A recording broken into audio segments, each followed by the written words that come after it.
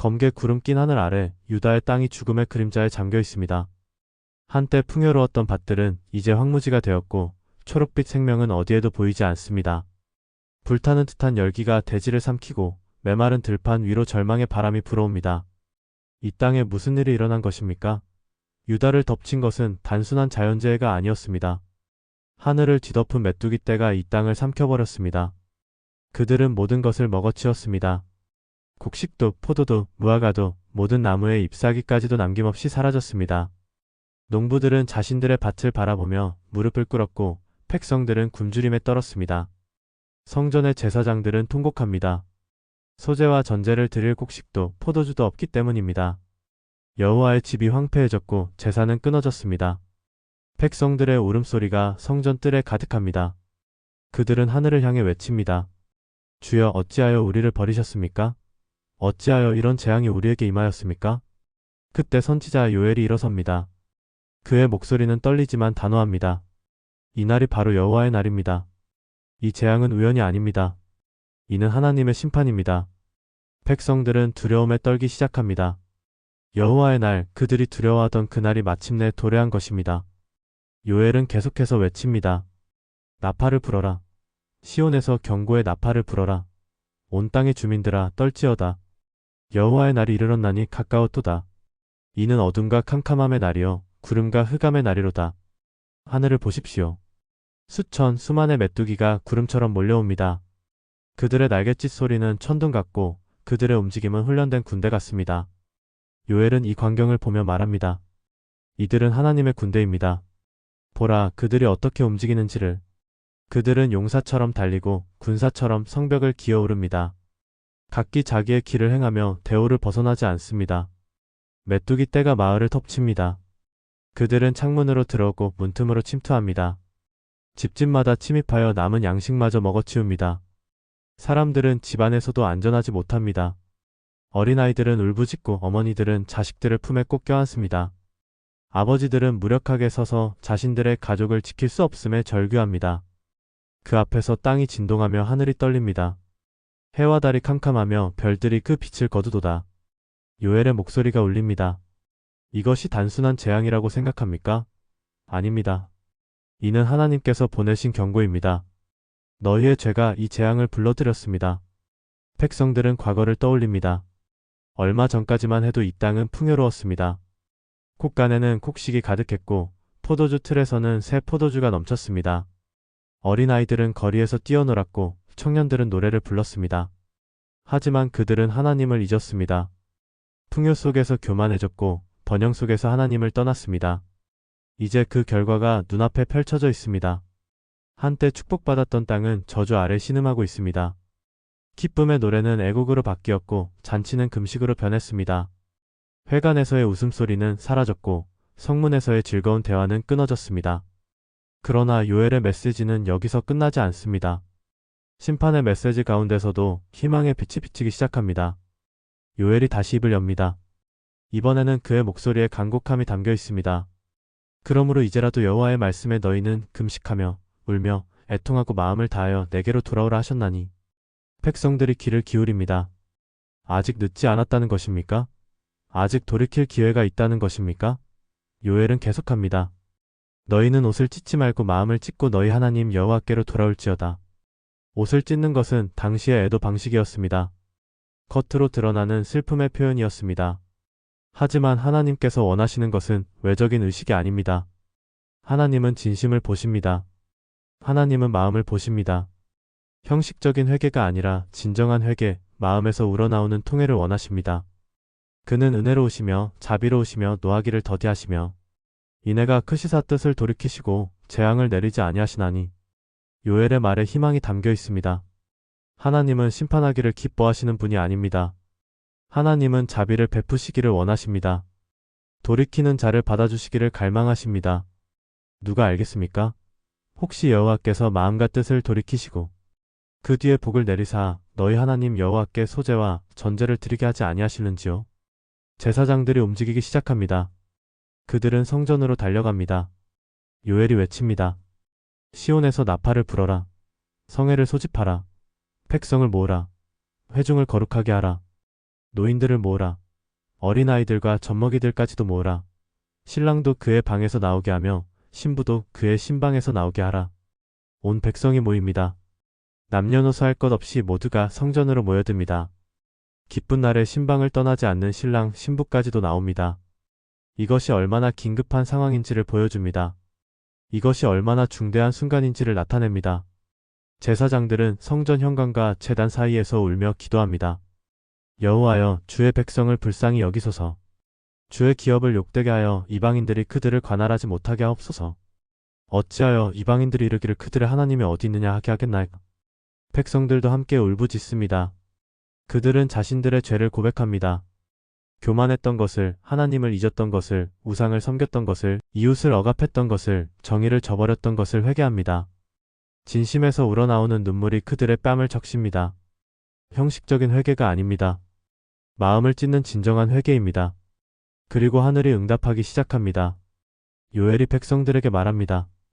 여호와께서 자기의 땅을 위하여 중심이 뜨거우시며 그의 백성을 긍휼히 여기실 것입니다. 하나님의 음성이 들려옵니다. 보라, 내가 너희에게 곡식과 새 포도주와 기름을 보내리니 너희가 그것으로 만족할 것이라. 내가 다시는 너희가 이방 사람의 욕을 받지 아니하게 할 것이며 내가 북쪽 군대를 너희에게서 멀리 떠나게 하여 메마르고 적막한 땅으로 쫓아내리니. 변화가 시작됩니다. 하늘을 뒤덮었던 메뚜기 떼가 사라지기 시작합니다. 그들은 동풍에 실려 광야로 바다로 날아갑니다. 더 이상 이 땅을 괴롭히지 못합니다. 백성들은 놀라움으로 하늘을 바라봅니다. 정말로 하나님께서 들어주신 것입니까? 정말로 재앙이 거두어지는 것입니까? 그리고 비가 내리기 시작합니다. 오랫동안 기다렸던 비가 마른 땅을 적십니다. 이른 비와 늦은 비를 너희에게 주시되 전과 같이 하시리라. 빗방울이 메마른 대지에 떨어질 때마다 생명이 깨어납니다. 땅이 숨을 쉬기 시작합니다. 타작 마당에 곡식이 가득하고 포도주 틀과 기름 틀에서는 새 포도주와 기름이 넘칩니다. 하나님께서 약속하십니다. 내가 전에 너희에게 보낸 큰 군대 곧 메뚜기와 느치와 황충과 팥중이가 먹은 횟수를 너희에게 갚아주리니 너희는 먹되 풍족히 먹고 너희를 기이 대접하신 너희 하나님 여호와의 이름을 찬송할 것이라. 먹어치워진 세월을 갚아주신다는 약속입니다. 잃어버린 시간을 회복시켜주신다는 약속입니다. 이것이 우리 하나님의 은혜입니다. 심판하시되 궁극적으로는 회복을 원하시는 하나님, 징계하시되 결국에는 치유하시는 하나님입니다. 황무지에 새싹이 돋아나기 시작합니다. 말라버렸던 나무에서 새 잎이 나옵니다. 포도나무가 다시 열매를 맺고 무화과 나무가 푸르러집니다. 초장에는 풀이 돋고 들짐승들이 다시 찾아옵니다.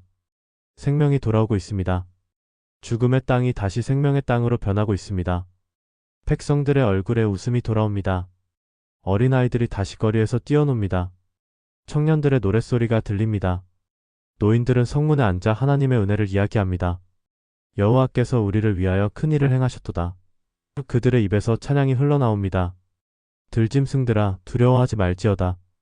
들의 초장들이 푸르러지고 나무가 열매를 맺으며 무화과 나무와 포도나무가 힘을 내는도다. 시온의 자녀들아, 너희는 너희 하나님 여호와로 말미암아 기뻐하며 즐거워할지어다. 회복은 단순히 물질적인 회복이 아닙니다. 관계의 회복입니다. 하나님과 백성 사이의 관계가 회복됩니다. 끊어졌던 교제가 다시 이어집니다. 성전에서 다시 제사가 드려집니다. 이번에는 형식이 아닌 진심으로, 의무가 아닌 감사로 드려집니다. 그런데 요엘의 메시지는 여기서 더 나아갑니다. 물질적 회복, 관계의 회복을 넘어서는 무언가가 있습니다. 요엘이 더 큰 약속을 전하기 시작합니다. 그 후에 내가 내 영을 만민에게 부어주리니. 백성들이 귀를 기울입니다. 하나님의 영을 부어주신다고요? 이것은 무엇을 의미하는 것입니까? 요엘은 계속합니다. 너희 자녀들이 장래일을 말할 것이며 너희 늙은이는 꿈을 꾸며 너희 젊은이는 이상을 볼 것이며 그때 내가 또 내 영을 남종과 여종에게 부어줄 것이며. 이것은 놀라운 약속입니다. 하나님의 영이 모든 사람에게 부어진다는 것입니다. 남녀노소를 불문하고 신분의 고하를 막론하고 모든 사람에게 성령이 임하신다는 약속입니다. 이것은 이전에 없었던 일입니다. 구약시대의 하나님의 영은 선택된 몇몇 사람에게만 임했습니다. 왕들에게, 선지자들에게, 제사장들에게 임했습니다. 하지만 이제는 다릅니다. 하나님께서 당신의 영을 모든 육체에 부어주시겠다고 약속하십니다. 젊은이들이 환상을 봅니다. 그들의 눈에 하나님의 영광이 나타납니다. 그들은 미래를 봅니다. 하나님의 계획을 봅니다. 늙은이들이 꿈을 꿉니다. 그들의 마음에 하나님의 음성이 들립니다. 그들은 지혜를 얻습니다. 계시를 받습니다. 종들까지도 예언합니다. 사회의 가장 낮은 곳에 있던 사람들이 하나님의 말씀을 전합니다. 신분의 장벽이 무너집니다. 계급의 차이가 사라집니다. 하나님의 영 앞에서 모든 사람이 동등합니다. 이것은 새로운 시대의 도래를 예고합니다. 율법의 시대를 넘어서는 은혜의 시대, 제한된 성령의 역사를 넘어서는 풍성한 성령의 시대가 올 것입니다. 요엘은 수백 년 후에 일어날 오순절 성령 강림을 내다보고 있는 것입니다. 또 내가 이적을 하늘과 땅에 베풀리니 곧 피와 불과 연기 기둥이라. 하나님의 역사하심의 표적들이 나타날 것입니다. 초자연적인 일들이 일어날 것입니다. 하나님의 능력이 분명하게 드러날 것입니다. 여호와의 크고 두려운 날이 이르기 전에 해가 어두워지고 달이 핏빛같이 변하려니와. 그러나 이 약속에는 또 다른 경고가 포함되어 있습니다. 성령이 부어지는 축복의 시대가 오지만 동시에 심판의 날도 다가오고 있습니다. 여호와의 날, 그 크고 두려운 날이 가까이 왔습니다. 그날에는 해가 어두워지고 달이 핏빛으로 변할 것입니다. 우주적인 변화가 일어날 것입니다. 하늘과 땅이 흔들릴 것입니다. 산들이 진동합니다. 땅의 기초가 흔들립니다. 하늘의 권능들이 요동칩니다. 이것은 역사의 종말, 이 세상의 마지막 날을 가리킵니다. 모든 것이 심판대 앞에 서게 될 날입니다. 그러나 두려워할 필요가 없습니다. 요엘이 희망의 메시지를 전합니다.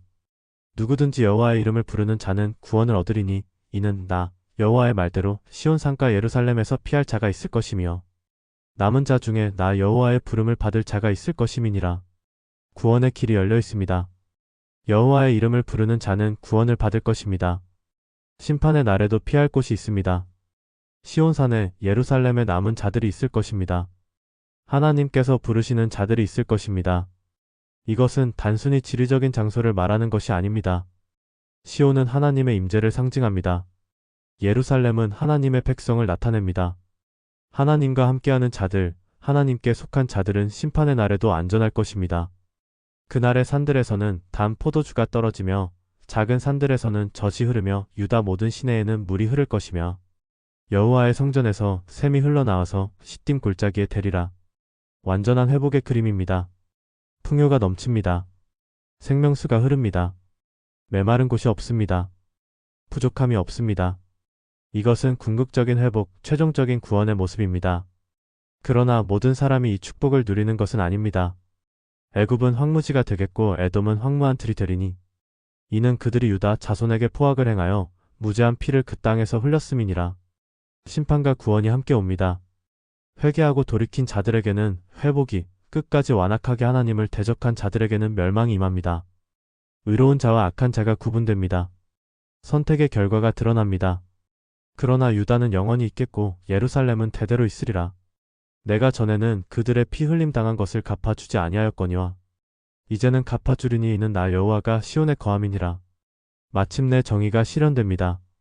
억울하게 흘려진 피가 갚아집니다. 부당하게 고통받았던 자들이 위로를 받습니다. 하나님께서 직접 그들의 변호인이 되어주십니다.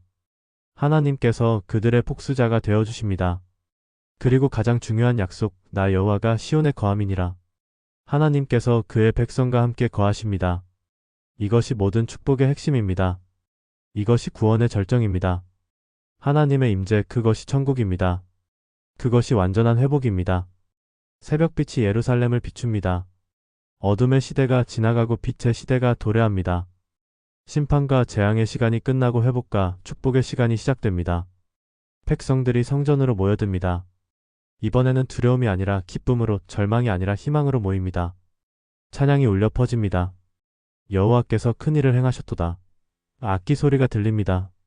춤추는 발소리가 들립니다. 웃음소리가 들립니다. 생명의 노래가 들립니다. 한때 죽음으로 가득했던 이 땅에 이제 생명이 충만합니다. 아이들이 뛰어놉니다. 그들은 메뚜기 재앙을 기억하지 못합니다. 그들이 아는 것은 현재의 풍요와 기쁨뿐입니다. 이것이 하나님의 은혜입니다. 과거의 아픔을 잊게 하시고 새로운 미래로 인도하시는 것입니다. 노인들은 손자들에게 이야기합니다. 내가 태어나기 전에 큰 재앙이 있었단다. 메뚜기 떼가 모든 것을 삼켜버렸지. 우리는 절망했고 죽음만을 기다렸단다. 그러나 하나님께서 우리를 불쌍히 여기셨어. 우리가 회개하고 돌이켰을 때 하나님께서 우리를 회복시켜 주셨단다. 그러니 너희는 절대로 하나님을 잊지 말거라. 그분의 은혜를 기억하거라. 청년들은 미래를 꿈꿉니다. 하나님의 영이 그들 위에 임했기 때문입니다. 그들은 환상을 봅니다. 더 큰 하나님의 계획을, 더 영광스러운 미래를 봅니다. 그들의 마음은 뜨겁습니다. 그들의 영은 불타오릅니다. 제사장들은 성전에서 감사의 제사를 드립니다.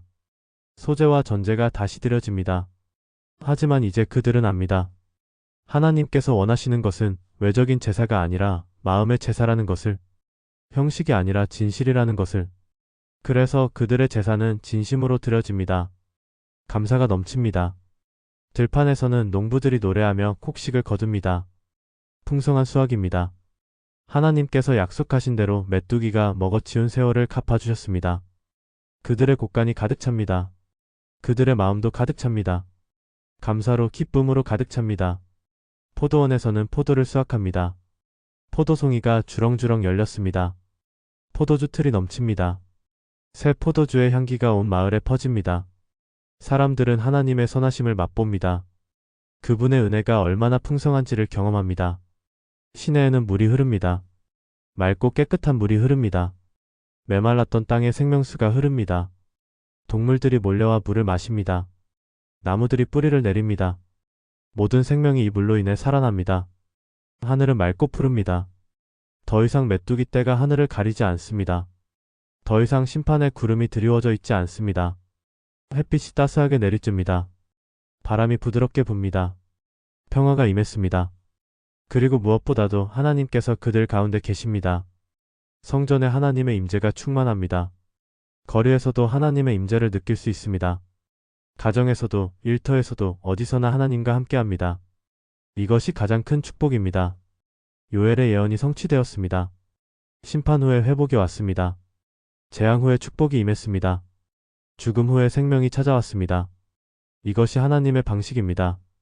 하나님은 징계하시지만 결국 치유하십니다. 심판하시지만 궁극적으로는 구원하십니다. 그러나 요엘의 메시지는 단순히 과거의 이야기가 아닙니다. 이것은 미래를 향한 예언이기도 합니다. 성령이 부어질 날을, 여호와의 크고 두려운 날을, 최종적인 구원의 날을 내다보는 예언입니다. 그날이 올 것입니다. 하나님의 영이 모든 육체에 부어질 날이, 젊은이들이 환상을 보고 늙은이들이 꿈을 꾸는 날이, 종들까지도 예언하는 날이 올 것입니다. 그날 우주적인 변화가 일어날 것입니다. 해가 어두워지고 달이 핏빛으로 변할 것입니다. 그러나 두려워하지 마십시오. 여호와의 이름을 부르는 자는 구원을 얻을 것입니다. 시온산에 피할 곳이 있을 것입니다. 남은 자들이 있을 것입니다. 하나님께서 부르시는 자들이 있을 것입니다. 그리고 마침내 완전한 회복의 날이 올 것입니다. 정의가 실현되고 평화가 임하는 날이, 하나님께서 그의 백성과 영원히 거하시는 날이 올 것입니다. 그날을 바라보며 살아가십시오. 그날을 준비하며 살아가십시오. 지금 우리는 그 약속의 시대를 살고 있습니다. 요엘이 예언한 성령의 시대를 살고 있습니다. 2000년 전 오순절에 성령이 부어졌습니다. 젊은이들이 환상을 보고 늙은이들이 꿈을 꾸기 시작했습니다. 남종과 여종들이 예언하기 시작했습니다. 그러나 아직 완전히 성취되지 않은 부분도 있습니다. 여호와의 크고 두려운 날은 아직 오지 않았습니다. 최종적인 심판과 구원의 날은 아직 미래에 있습니다. 우리는 이미와 아직 사이에 살고 있습니다. 그러므로 깨어 있으십시오. 준비하고 있으십시오. 하나님께로 돌이키십시오. 마음을 찢고 회개하십시오. 형식이 아닌 진심으로, 의무가 아닌 사랑으로 하나님을 섬기십시오. 그러면 하나님께서 여러분의 메뚜기 먹은 세월을 갚아주실 것입니다. 여러분의 황무지에 생명수를 흐르게 하실 것입니다. 여러분 위에 성령을 부어주실 것입니다. 그리고 마침내 그날이 올 때 여러분은 구원받은 자들 가운데 설 것입니다. 여호와께서 시온에 거하십니다. 그분은 어제도 오늘도 영원토록 동일하신 분입니다. 그분의 약속은 변함이 없습니다. 그분의 사랑은 끝이 없습니다. 그분을 신뢰하십시오. 그분께 소망을 두십시오. 재앙의 시대는 지나갔습니다. 회복의 시대가 왔습니다. 심판 후에 은혜가 임했습니다. 이것이 요엘의 메시지입니다. 이것이 하나님의 마음입니다. 돌이키는 자에게 자비를 베푸시고 회개하는 자를 회복시키시는 하나님의 마음입니다. 그러므로 찬양하십시오. 감사하십시오. 하나님께서 큰 일을 행하셨습니다. 여러분을 구원하셨고 회복시키셨고 축복하셨습니다. 그분의 이름을 높이십시오. 그분의 영광을 선포하십시오. 여호와께서 시온에 거하십니다. 그분은 우리와 함께 계십니다. 이것이 우리의 소망이요 우리의 기쁨입니다. 아멘. 이 영상이 여러분에게 은혜가 되었다면 구독 버튼과 좋아요 버튼을 눌러주시기 바랍니다. 여러분의 작은 클릭 하나가 더 많은 사람들에게 하나님의 말씀을 전하는 데 큰 힘이 됩니다. 감사합니다.